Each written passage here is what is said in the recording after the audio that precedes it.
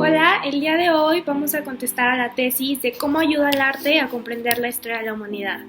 Para empezar, vamos a empezar con el argumento a favor y iniciaremos diciendo: el arte pone un velo sobre la realidad, produce cierta artificiosidad y cierta impureza en el pensamiento con la sombra que proyecta sobre el pensamiento. Unas veces esconde y otras revela. Pero igual que la sombra es necesaria para embellecer, así lo oscuro es necesario para aclarar.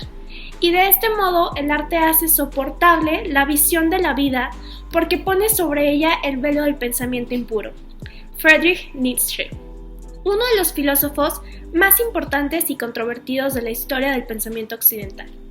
La frase con la que se inició expresa una postura de lo que representaría el arte de la historia. Friedrich decía que el arte expresaba la propia visión de la realidad del artista, por lo que va implícito su origen, cultura, tiempo-espacio, etc.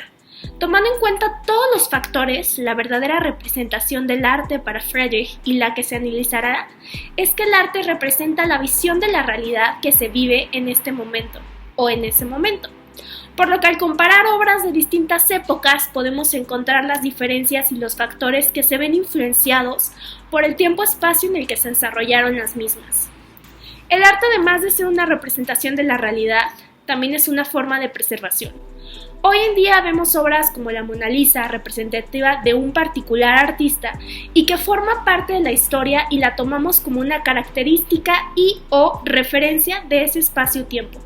El conjunto de obras de una misma época, épocas donde nosotros no vivimos, nos permiten entender un fragmento de la visión que tenían los artistas y las personas en ese espacio-tiempo, por lo que es una forma de preservar aquel pensamiento o cultura que se arraigaba en ese periodo. Aristóteles dijo que la finalidad del arte es dar cuerpo a la esencia secreta de las cosas. Es decir, maximizar y hacer placentero aquello que se quiere expresar. Y esa maximización de las cosas y el esfuerzo de involucrar la estética y el placer es precisamente la conservación de factores que hay detrás de la creación artística y los que nos permiten analizar y entender aquel espacio-tiempo.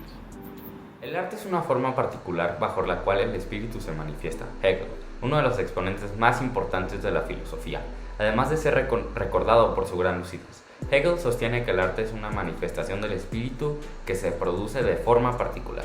Es aquí cuando Rubén Muñoz Martínez, filósofo y doctor en la historia del arte, hace una investigación sobre cómo se percibe el arte de la manera filosófica al pasar de los años. El doctor Muñoz retoma la idea de Hegel y la complementa con la idea de otro filósofo, Martin Heidegger, quien centró toda su carrera filosófica en el ser. Heidegger afirma que una de sus conferencias, la esencia del arte sería, pues esta, el ponerse en operación la verdadera del ente. Ahora sí podemos definir o por lo menos encasillar el arte. Existen 4 conceptos: el artista, la realidad, la conjunción y el resultado, este último siendo la obra de arte. El día de hoy nos centraremos solamente en la realidad, ya que se está tratando de responder si es que el arte ayuda a retratar la historia. La historia humana muchas veces se encuentra incompleta, y ciertamente solo existe la mitad de esta, ya que como bien lo dijo George Orwell, la historia la escriben los vencedores, quien más tarde utilizaría Winston Churchill en su libro The Second World War. Aclarando el conflicto de intereses que existe, hablaremos de cómo el arte puede o no, dependiendo de la época, llenar estos vacíos.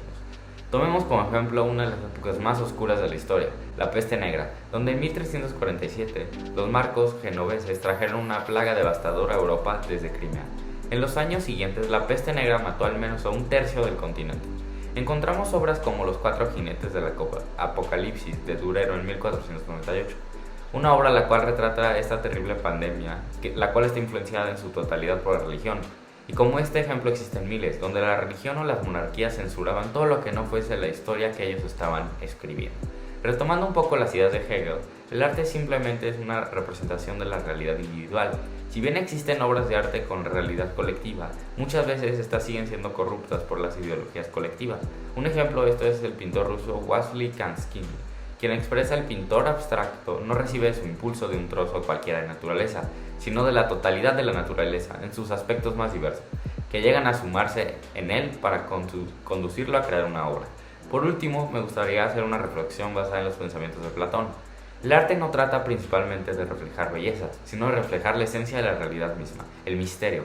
A través del artista se forma reconocida propia por todos los receptores. Así, por ejemplo, hay creaciones que sin ser bellas son auténticas obras de arte.